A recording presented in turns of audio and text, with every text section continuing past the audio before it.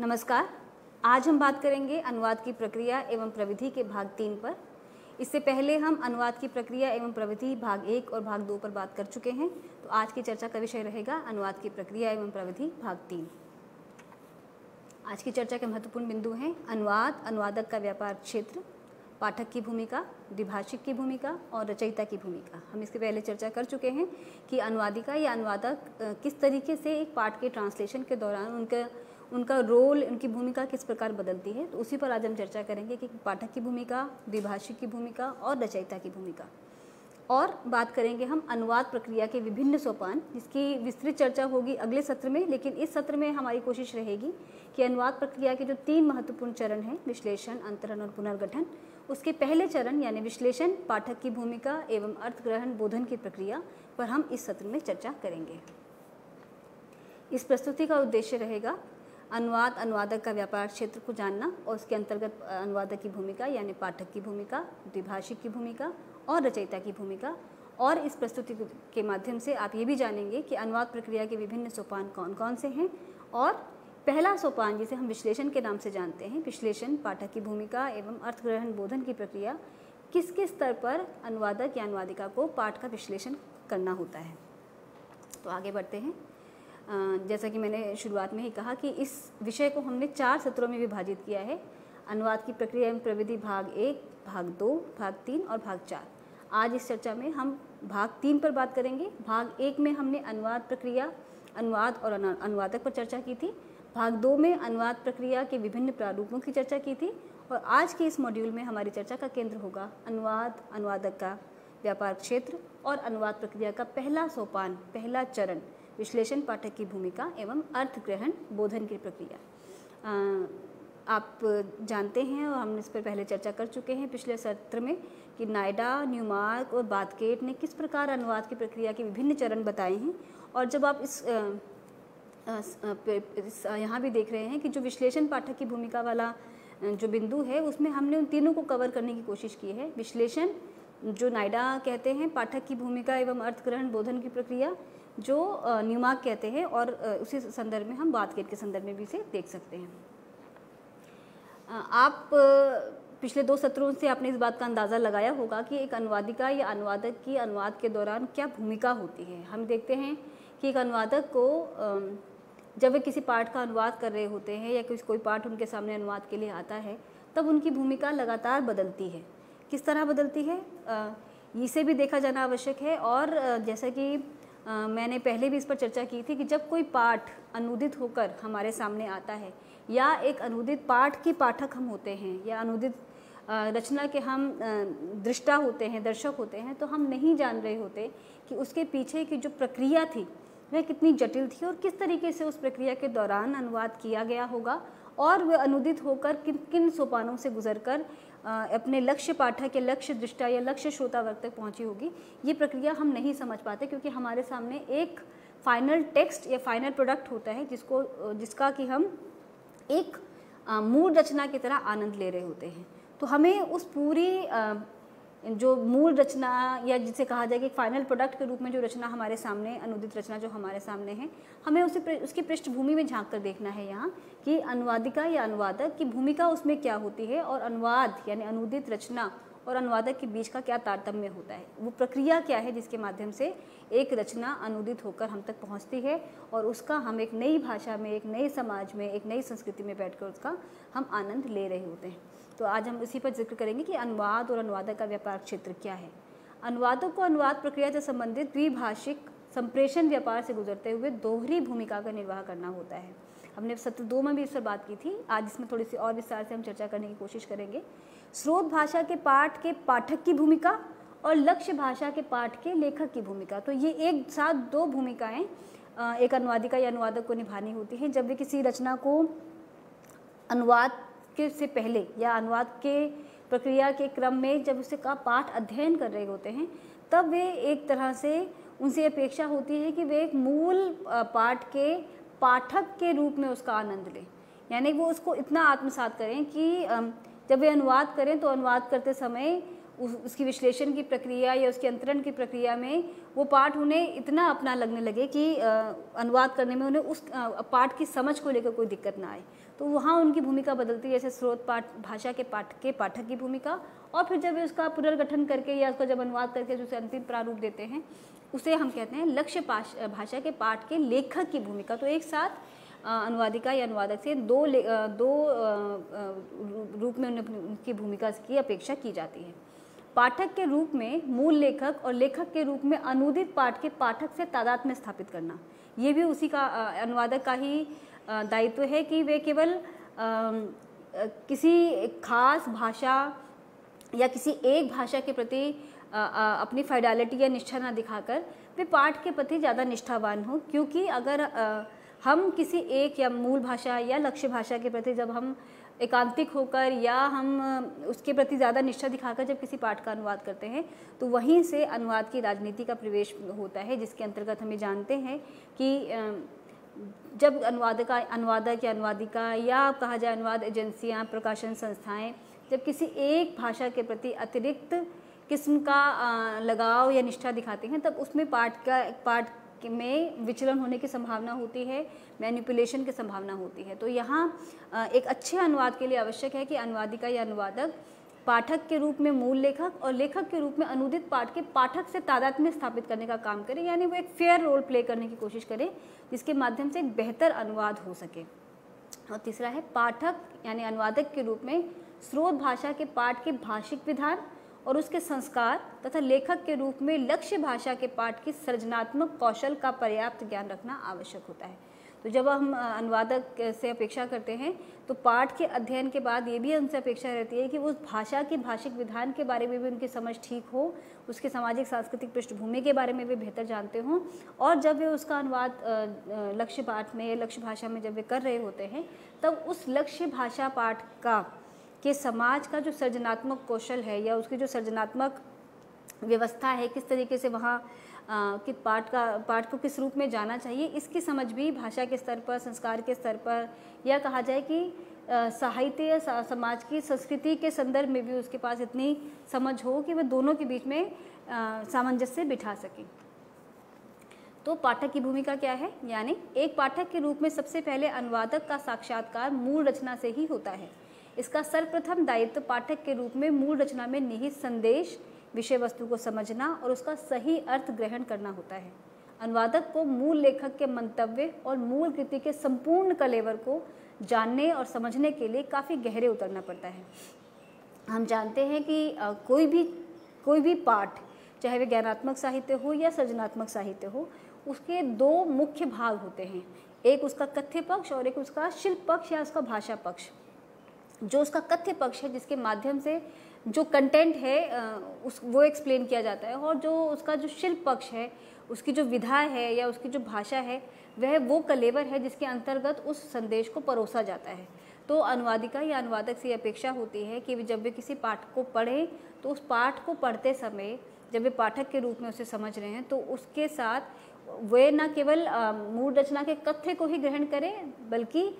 उसका जो शिल्प है, उसका जो कलेवर है, बाहरी कलेवर है, उसके बारे में भी उनकी समझ ठीक हो, और उसे को पढ़ते हुए वो पूरे अर्थ को ग्रहण करें, कथ्य के आधार पर भी और शिल्प के आधार पर भी। मूल लेखक और कृति के प्रति अपनी निष्ठा को सहेजना और संवारना पड़ता है। एक पाठक के रूप में पहले मूल पाठ के लेखक की रचना को आत्मसात करते हैं अनुवादक, उसके सामाजिक, सांस्कृतिक या किसी अन्य पृष्ठभूमि से स्वयं को जोड़ते हैं और स्वयं पाठक बनकर संप्रेष्य पाठ की उपयुक्तता को जांचते और परखते हैं। जब कोई अनुवाद बहुत ही तटस्थ या एक निष्पक्ष उद्देश्य से किया जाता है, तब एक अनुवादिका या अनुवादक से ये अपेक्षा होती है, या कहा जाए कि अनुवाद की प्रक्रिया के अंतर्गत अनुवादिका या अनुवादक दोनों भाषाओं के प्रति न केवल उनका सम्मान होता है, बल्कि जब इस पाठ का अध्ययन भी कर रहे होते हैं, तब उनके अंदर एक मानसिक प्रक्रिया चलती है कि इस पाठ को अपनी भाषा में या लक्ष्य भाषा में किस तरह पुनर्स्थापित किया जाए। तो इस प्रक्रिया के अंतर्गत जब अनुवादिका या अनुवादक मूल रचना को पढ़ते हैं, तो मूल रचना को पढ़ने की उस प्रक्रिया के अंतर्गत ही वे ये भी समझते जाते हैं कि इसको किस तरीके से अन्य भाषा में या लक्ष्य भाषा में सहेजना होगा या उसे संवारना होगा, और जो निष्ठा है अनुवाद के पाठ के प्रति वह किसके साथ होगी, यानी कि उनसे ये अपेक्षा की जाती है कि उनकी निष्ठा पाठ के प्रति हो, ना कि केवल भाषा या किसी खास संस्कृति के प्रति। यानी ना वो एक मूल संस्कृति के प्रति, मूल भाषा के प्रति ज़्यादा संवेदनशील हो और ना ही लक्ष्य भाषा के प्रति, जबकि उनका उद्देश्य जो होना चाहिए वह जो पाठ है जिसका अनुवाद किया जाना है उसके प्रति हो। और उस ऐसी स्थिति में जब अनुवादिका या अनुवादक एक पाठक की भूमिका में होते हैं तब उनका उद्देश्य बहुत ही निष्कलुष और कहा जाए कि बहुत ही स्पष्ट उद्देश्य के साथ वे पाठ का अनुवाद के क्रम में आगे बढ़ते हैं। दूसरा जो उनकी भूमिका है अनुवादिका अनुवादक की, जब हमने अनुवाद के सिद्धांतों पर, अनुवाद की प्रक्रिया के सिद्धांतों पर बात की थी, जिसके अंतर्गत हमने प्रतीकांतरण भूमिका सिद्धांत पर भी जिक्र किया था, जहाँ हमने स्पष्ट किया था कि अनुवादक या अनुवादिका की 3 भूमिकाएं होती हैं। एक पहली पाठक की भूमिका, दूसरी द्विभाषिक की भूमिका और तीसरी रचयिता की भूमिका। तो हम यहाँ द्विभाषिक की भूमिका की बात करेंगे, जहाँ अनुवादक किसी रचना को पढ़ने के बाद जब वो दोनों भाषाओं की ज्ञाता के रूप में उस पाठ को का अंतरण करते हैं, दूसरी भाषा में उसका भाषांतरण करते हैं, मूल रचना के पाठक की भूमिका निभाने और उसके संदेश का सही अर्थ ग्रहण करने के बाद अनुवादक लेखक द्विभाषिक की भूमिका निभाते हैं और संदेश का लक्ष्य भाषा में भाषांतरण करते हैं। मूल रचना के संदेश को भली भांति समझने के बाद उसे लक्ष्य भाषा में बांधा जाता है। इसीलिए जब हम एक अनुवादक से अपेक्षा करते हैं कि जब वे कोई भी रचना का जब अनुवाद करने के लिए जाएं तो उससे पहले उनके पास 2 भाषाओं का ज्ञान हो और 2 भाषाओं के साथ साथ उस विषय या समाज, जो हाँ अगर वो सामाजिक सांस्कृतिक किस्म का पाठ है तो सामाजिक सांस्कृतिक पृष्ठभूमि के बारे में उन्हें जानकारी हो। तो यहाँ पर जो पिछले जो पाठक की भूमिका से जो अगला स्तर है वह द्विभाषिक की भूमिका, जहाँ वे अनुवाद प्रक्रिया के तहत अगर बात करें तो भाषांतरण का काम करते हैं, जिसके अंतर्गत एक भाषा के पाठ को दूसरी भाषा में पुनर्स्थापित या पुनर्सृजित किया जाता है। और फिर है रचयिता की भूमिका, जो द्विभाषिक से अगला स्तर है, इस स्तर पर भी कि जब हम किसी 2 भाषाओं के बीच में जब अनुवाद करते हैं तो केवल अनुवाद कर देना मात्र ही अनुवादक का काम नहीं होता, अपितु उसे जिस नई भाषा या जिस लक्ष्य भाषा या जिस खास समाज के लिए हम उसे ले जा रहे हैं उसमें वे उसे इस तरीके से पुनर्प्रस्तुत करें कि वे मूल रचना सा आस्वाद दें, यानी कि जब उसे पढ़ा जाए तो उसमें इतना आनंद हो कि पढ़ते हुए वे हमें इस बात का एहसास कराए कि जैसा कि आनंद मूल रचना को पढ़कर लिया जाता है। तो यहाँ पर अनुवादक की भूमिका रचयिता की भूमिका हो जाती है, जहाँ वे मूल के प्रति मूल के पाठ का अनुवाद करते समय और लक्ष्य में उसे पुनर्स्थापित करते समय एक महत्वपूर्ण और सृजनात्मक भूमिका में होते हैं। उन्हें अनुदित पाठ को अनेक स्तरों पर विभिन्न कसौटियों से जांचना परखना पड़ता है। लक्ष्य भाषा की प्रकृति को ध्यान में रखते हुए स्रोत भाषा की सामग्री को प्रस्तुत किया जाता है। इस प्रक्रिया में अनुदित पाठ को पाठक के लिए सहज, स्पष्ट एवं बोधगम्य बनाना होता है। तो तीनों ही तत्व महत्वपूर्ण हैं कि वह पाठ अर्थ की दृष्टि से स्पष्ट भी हो, पढ़ने में सहज भी हो, लेकिन साथ ही उतना ही बोधगम्य भी हो जितना कि वह मूल में था।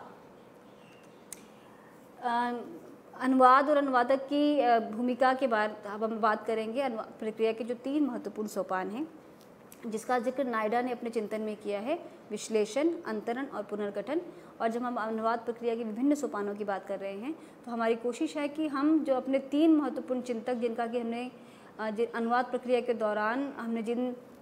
3 महत्वपूर्ण चिंतकों की चर्चा की थी, नायडा, न्यूमार्क और बाथगेट, हम उनके द्वारा सुझाए गए जो अनुवाद प्रक्रिया के विविध सोपान हैं उन्हें समेटते हुए अनुवाद प्रक्रिया के विभिन्न सोपानों के संदर्भ में बात करेंगे। तो ये 3 महत्वपूर्ण सोपान हैं, विश्लेषण, पाठक की भूमिका एवं अर्थ ग्रहण और बोधन की प्रक्रिया। दूसरा है अंतरण, द्विभाषिक की भूमिका। प्रतीकांतरण सिद्धांत में अगर आपको याद हो तो हमने पाठक, द्विभाषिक और रचयिता के बारे में पढ़ा था। अंतरण, द्विभाषिक की भूमिका एवं अर्थांतरण, संक्रमण की प्रक्रिया। और तीसरा पुनर्गठन यानी रचयिता की भूमिका एवं अर्थ संप्रेषण या अभिव्यक्ति की प्रक्रिया। तो आप देख सकते हैं कि न्यूमार्क ने जो अभिव्यक्तिकरण और बोधन की प्रक्रिया को जो जिक्र किया था उसी संदर्भ में हम इसे यहाँ स्पष्ट करने की कोशिश करेंगे। और बाथगेट ने भी जिस चिंतन अपने साथ सोपानों की बात की थी उसमें से पुनरीक्षण या पर्यालोचन का हमने यहाँ जिक्र नहीं किया है, क्योंकि वे अनुवाद प्रक्रिया से कहा जा सकता है कि अनुवादक के स्तर पर वो थोड़ी बाहर की प्रक्रिया है, लेकिन उसके जो अन्य सोपान हैं उन्हें हम इनके संदर्भ में समझने की कोशिश करेंगे। इस सत्र में हमारी चर्चा विश्लेषण, पाठक की भूमिका व अर्थग्रहण बोधन की प्रक्रिया तक सीमित है। अगले सत्र में हम इसके अन्य 2 सोपान, अंतरण द्विभाषी की भूमिका एवं अर्थांतरण संक्रमण की प्रक्रिया, और दूसरा यानी तीसरा पुनर्गठन, रचयिता की भूमिका एवं अर्थ संप्रेषण या अभिव्यक्ति की प्रक्रिया, इन 2 बिंदुओं पर अगले सत्र में चर्चा की जाएगी। तो आइए जानते हैं विश्लेषण, पाठक की भूमिका एवं अर्थग्रहण बोधन की प्रक्रिया। जैसा मैंने कहा कि नायडा का जो चिंतन है अनुवाद प्रक्रिया को लेकर, वह मूलतः उस प्रक्रिया के अंतर्गत विश्लेषण की प्रक्रिया में व्याकरणिक या भाषागत स्तर पर ही अधिक बात करते हैं। भाषा के आधार पर वो उसका जो वर्गीकरण करते हैं कि वे भाषा के आधार पर कहाँ कहाँ अनुवादिका या अनुवादक से अपेक्षा होती है कि वे किन किन स्तरों पर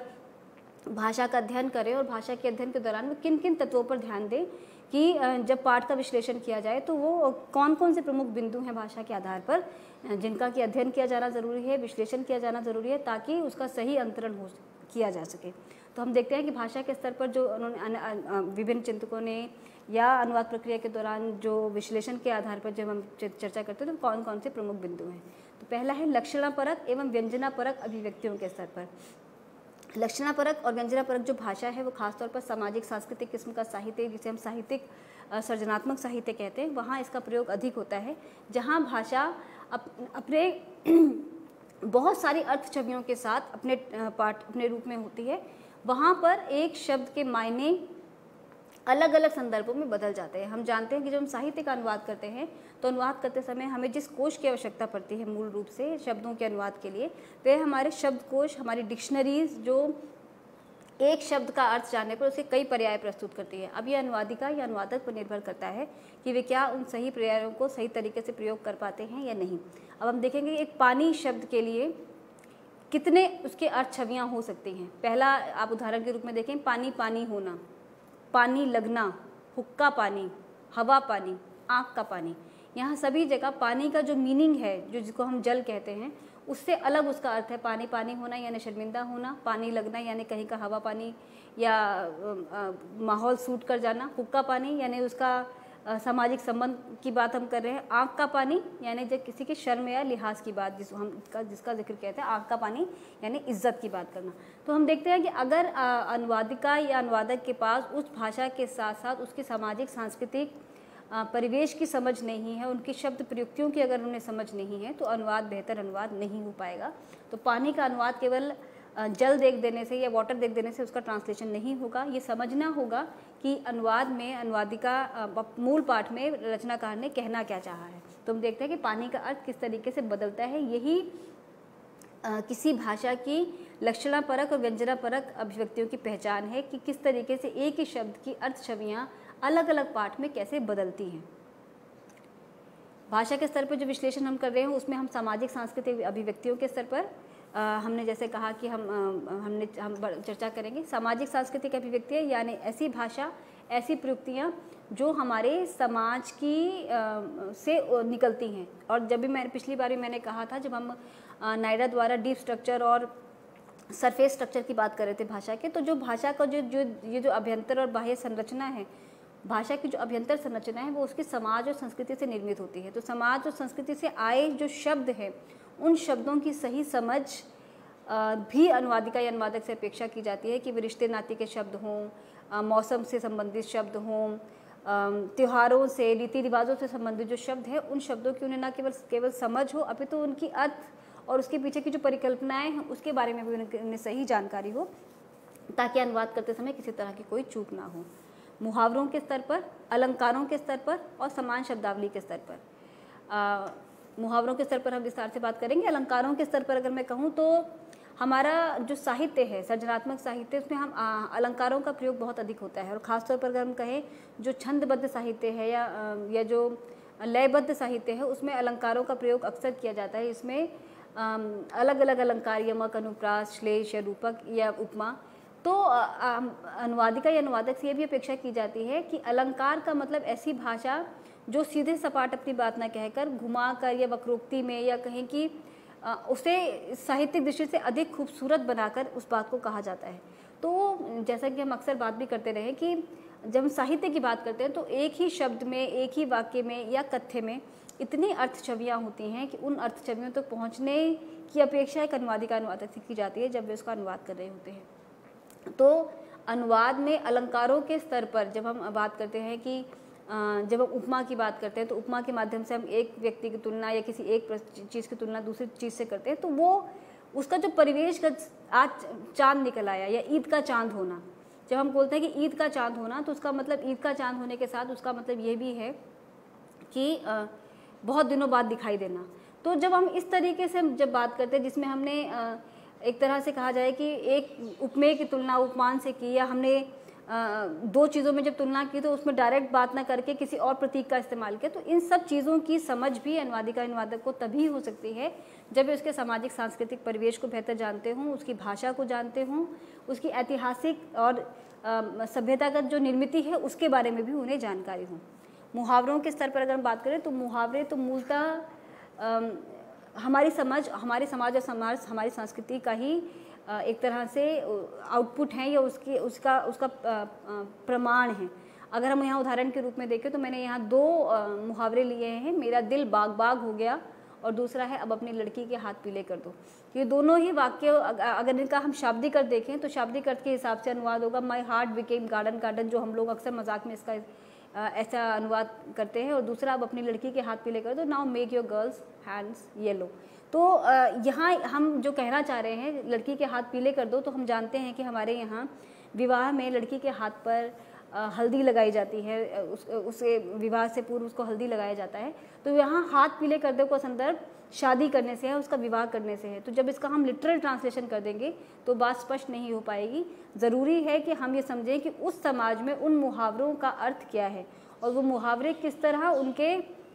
उनकी संस्कृति, उनकी मान्यताओं, उनकी आस्थाओं, उनकी धार्मिक वृत्तियों और उनके रीति रिवाजों का दर्पण है। तो उसे समझते हुए ही उसका अनुवाद हो पाएगा। तो जब मेरा दिल बाग बाग हो गया का अनुवाद हम अंग्रेजी में करेंगे तो आई फेल्ट एक्सट्रीमली हैप्पी, और अब अपनी लड़की के हाथ पीले कर दो तो उसका अर्थ होगा now get your daughter married. तो यहाँ एक तरह से हमने उसके भाव का अनुवाद किया है, तभी आप उसके अर्थ छवि तक पहुँच सकते हैं। उसी तरह अनेकार्थी भाषिक संरचनाओं के स्तर पर भी जब अनुवाद किया जाता है तब ये समझना बहुत ज़रूरी होता है कि किसी वाक्य में जो शब्द आ रहा है उसका अर्थ जो हमें समझ में आ रहा है वही है या उसके पीछे कोई और अर्थ भी छिपा है। जैसे हम देखेंगे जो यह अंडरलाइन शब्द है हाथ, इसका अर्थ बदल रहा है। In fact he is an old hand, उसका हाथ पुराना है, या इसका अर्थ होगा कि वह एक अनुभवी आदमी है। We need an extra hand in this office,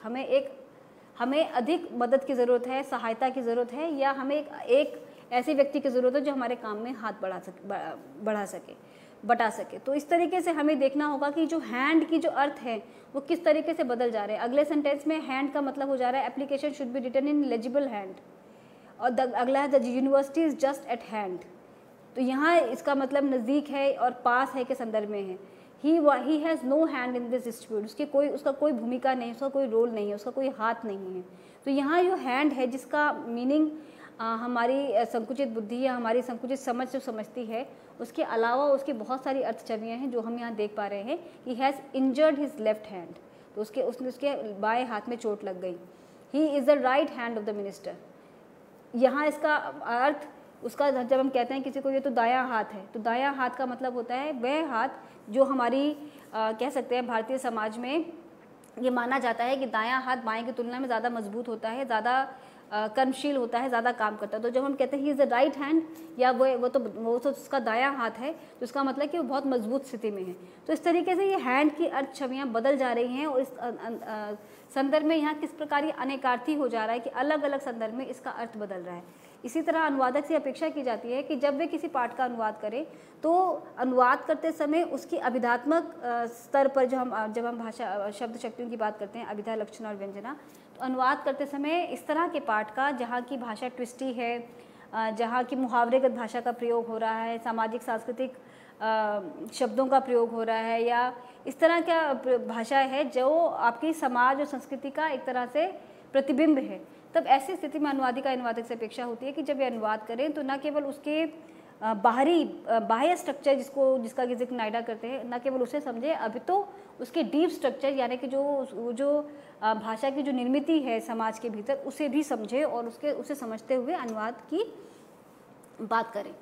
पर्यायवाची शब्दों के स्तर पर भी हम देखते हैं कि इस तरह की बहुत सारी समस्याएं आती हैं। हम देखेंगे यहाँ जो हमने बोल्ड लेटर्स हैं उसमें एक शब्द का, जैसे हवा के लिए हम देखते हैं, वायु के लिए हम देखते हैं, तो हमें अंग्रेजी में विंड और एयर शब्द मिलेंगे। लेकिन हमें ये देखना होगा कि हमें जब इसका अनुवाद करना है तो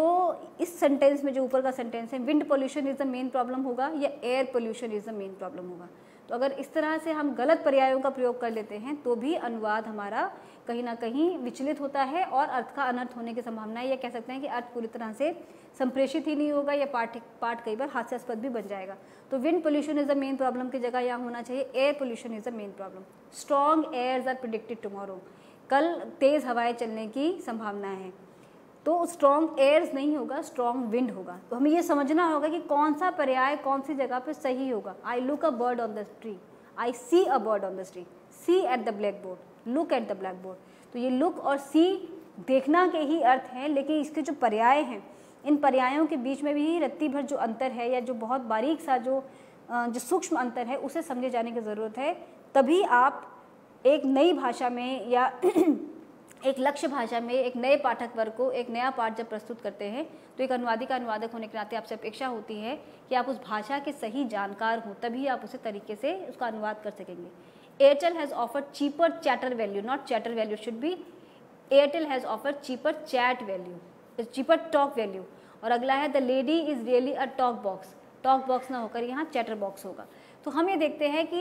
एक ही बोलने के लिए हम जब शब्द का हमने जब उसका अनुवाद किया तो चैट, चैटर और टॉक हमें मिलता है, लेकिन हमें समझना होगा कि कहाँ इसके अंदर केवल उसका विधात्मक अर्थ लेना है और कहाँ उसको व्यंजना पर। जैसे हम किसी को चैटर बॉक्स बोलते हैं तो हम जब उसको चैटर बॉक्स बोलते हैं तो उसमें कहीं उसकी भी व्यंजना होती है, अर्थ की व्यंजना की छवि होती है जब हम किसी पर थोड़ा सा तंज कस रहे होते हैं। तो हमें ये समझना होगा कि जो पर्याय एक शब्द के स्थान पर दिए जा रहे हैं उन पर्यायों का अलग अलग संदर्भों में किस तरह सही प्रयोग किया जाए, नहीं तो न केवल अर्थ का अनर्थ होगा, कई बार अर्थ संप्रेषण नहीं होगा, कई बार पाठ हास्यास्पद बन जाएगा और कई बार वो एक खराब अनुवाद का उदाहरण साबित होगा।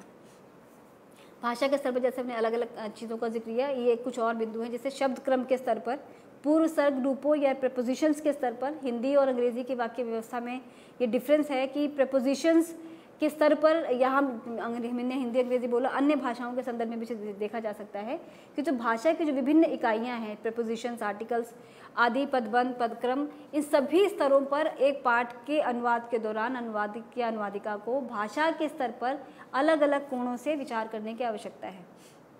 संदिग्धार्थी संरचनाओं के स्तर पर, जब कोई शब्द एक से अधिक अर्थ दे रहा हो या उसके अर्थ को लेकर संदेह हो, तब ऐसे स्तर पर भी अनुवादिका या अनुवादक से अपेक्षा की जाती है कि उसे सही तरीके से समझे। जैसे हम किसी से कहें कि चांद निकल आया है, तो यहाँ इसके दो अर्थ हो सकते हैं। उसने मन भर मिठाई खाई, तो मन भर यानी दिल भर के, और मन भर यानी वजन में मन भर। He planted a foot on his foot, उसने उसके पैर पर पैर रखा या उसके पैर पर पौधा लगा दिया। तो आपको ये इसको समझना होगा कि ये अर्थ के संदर्भ में ये कहाँ जा रहा है। जब हम कहते हैं चांद निकल आया, तो एक उसका सीधा सा मीनिंग है कि आसमान में चांद निकल आया, और जब दूसरा किसी को व्यंग्य करते हैं तो हम किसी अन्य संदर्भ में भी चांद निकल आएगा। जो कोई खूबसूरत स्त्री अगर आई तो उसके लिए हमने कहा चांद निकल आया, या कोई किसी गंजे व्यक्ति के लिए कहा तो हमने कहा चांद निकल आया। तो किस तरीके से ये संदिग्धार्थी संरचनाओं में अर्थ बदलते हैं और किस तरह अनुवादिका या अनुवादक को देखने की ज़रूरत है कि जब वे किसी पाठ का अनुवाद करें तो उसके न केवल वाक्य को इकाई माने, अपितु पूरे टेक्स्ट को या उस पूरे कॉन्टेक्स्ट को समझते हुए ये समझने का प्रयास करें कि जब वे अनुवाद करें तो किस वाक्य का, किस मुहावरे का, किस शब्द का अनुवाद किस तरह से अलग अलग संदर्भों में बदल जाता है। कर्तवाच्य और कर्मवाच्य के स्तर पर हम देखें अगर, तो जैसे मैंने यहाँ उदाहरण भी दिया है कि मोहन ने गाना नहीं गाया और मोहन से गाना नहीं गाया गया।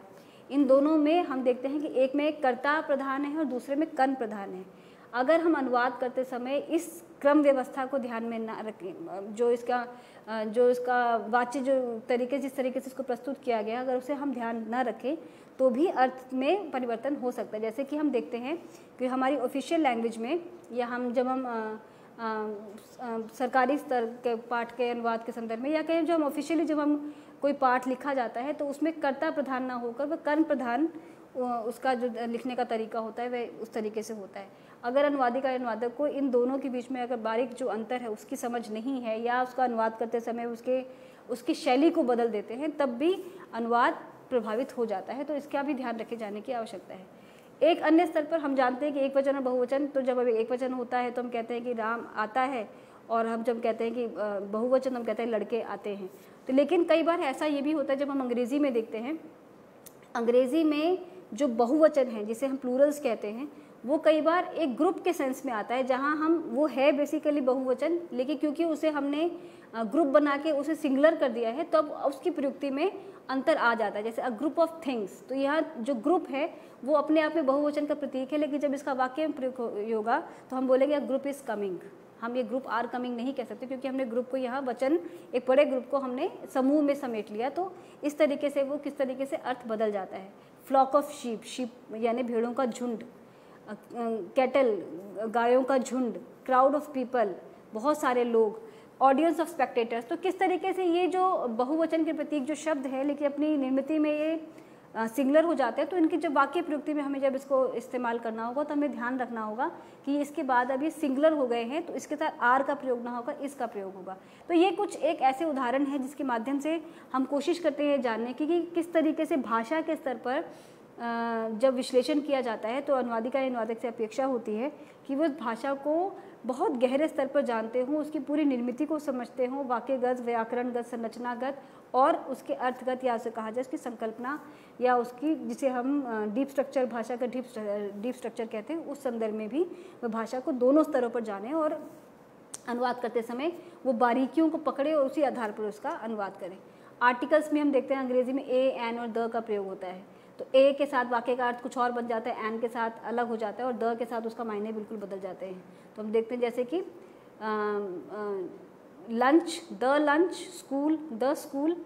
Little, a little. तो किस तरीके से इसमें अर्थ में बदलाव हो जा रहा है। जब हम द लगा देते हैं तो किस तरह वो स्पेसिफिक हो जाता है। ए और एन किस तरीके से वॉवल्स के साथ लगता है, और अगर नहीं लगता है तो उसका अर्थ किस तरीके से बदल जाता है। अ स्कूल कहने में और द स्कूल कहने में क्या डिफरेंस है। ये भाषा की जो बारीकियां हैं, क्योंकि हम यहाँ अंग्रेजी के संदर्भ में बात कर रहे हैं, इसी तरीके से अन्य भाषा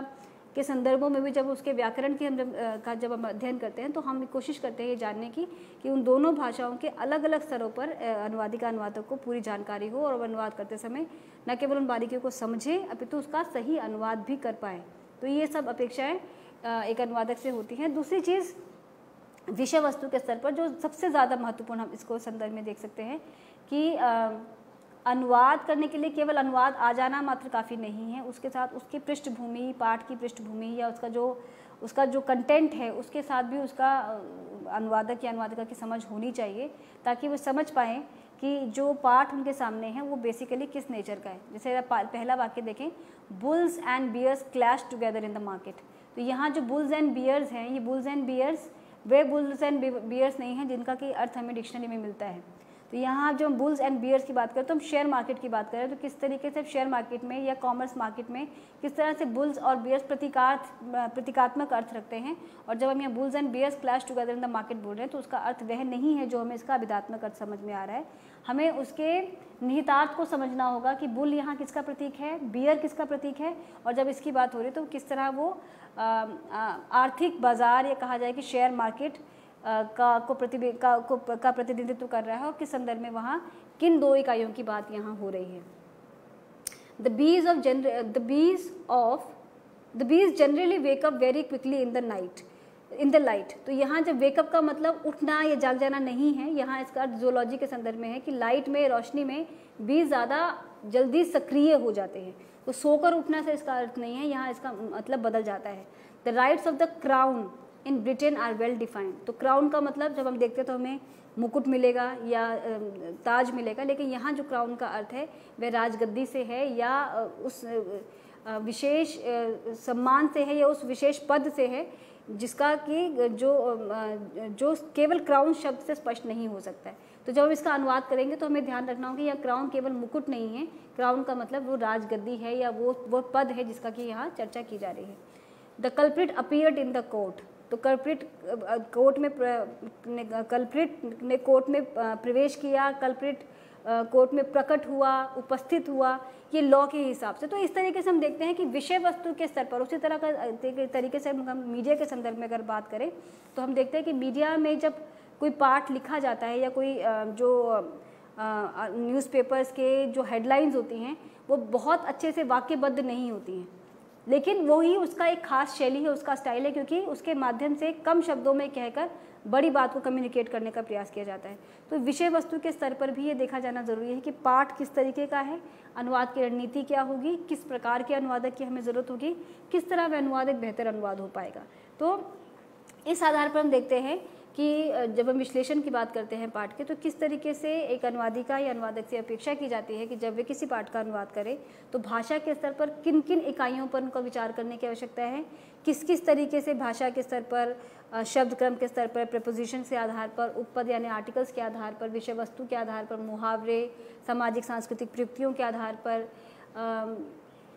उनकी जो वाक्य व्यवस्था है, वाक्य संरचना है, उसके आधार पर किस तरीके से जब पाठ का विश्लेषण करें तो कितनी बारीकियों से उस पाठ को देखे जाने की आवश्यकता है। तभी जब इन स्तरों पर जब काम होगा तभी एक बेहतर अनुवाद समाज में आ पाएगा या पाठकों के हाथ तक पहुंच पाएगा। तो इसके पीछे की जटिल प्रक्रिया की हमने विश्लेषण के अंतर्गत चर्चा की। इसके जो अगले 2 बिंदु हैं, अंतरण और पुनर्गठन, जिसकी चर्चा हम अगले सत्र में करेंगे।